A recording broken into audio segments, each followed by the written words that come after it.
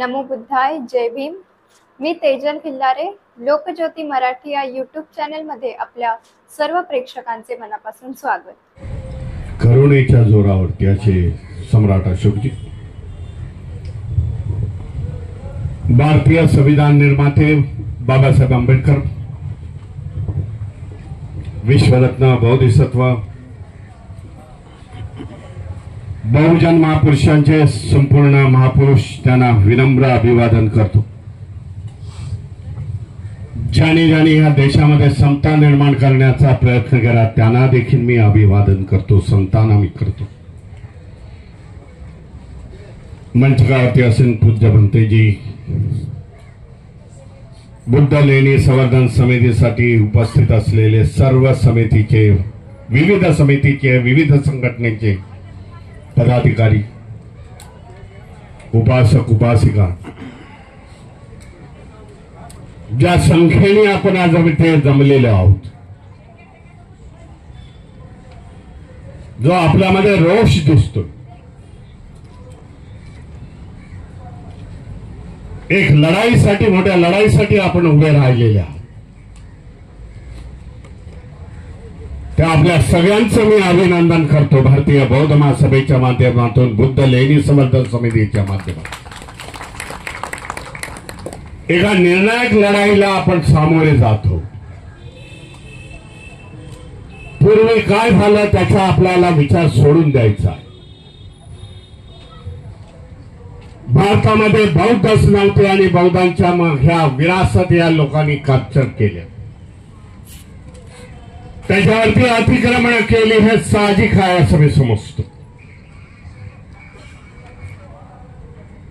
कारण वारसदारच नव्हते, त्यामुळे त्याच्यावरती कब्जा केला गेला। आज तेवढे देखील ते संस्कृत नाही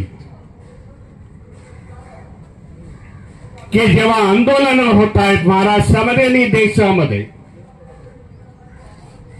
ज्यांच्याकडून आपण विरासत घेतली होती बौद्धांची, आज ते बौद्ध इथे जागृत झालेले आहेत,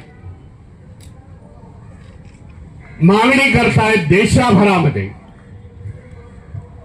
की बौद्धांची धरोहर आम्हाला द्या, पण एवढे सुसंस्कृत नाही। म्हणून आपल्याला हे आंदोलनाचा मार्ग आज पत्करावा लागला।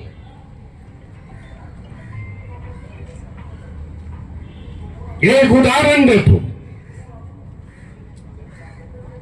1960 साली जेव्हा जनगणना झाली,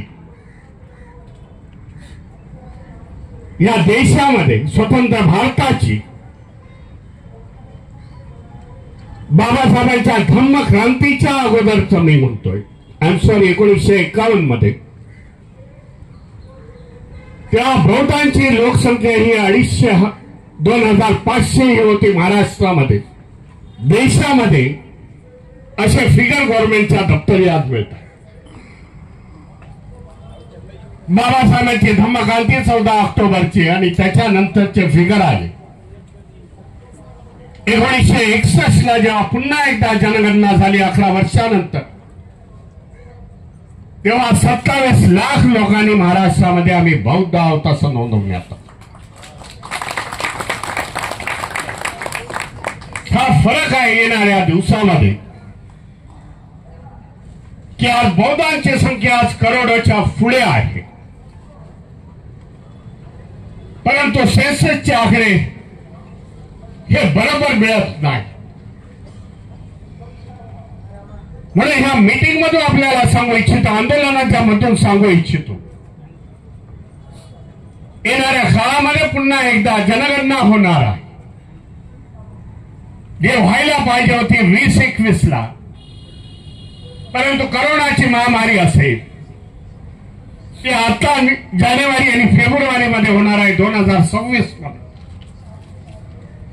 त्यावेळेला बौद्ध म्हणून नोंदवा आणि दाखवून द्या बौद्धांची संख्या या देशामध्ये काय।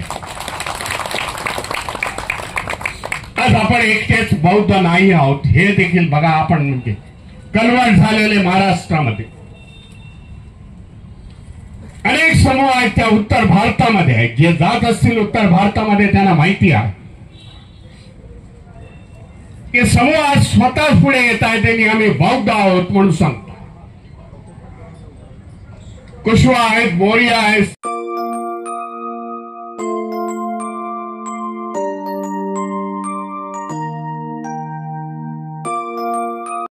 आमचे असेच नवनवीन व्हिडिओ पाहण्यासाठी आमच्या YouTube चॅनलला सबस्क्राईब, लाईक व शेअर करायला विसरू नका.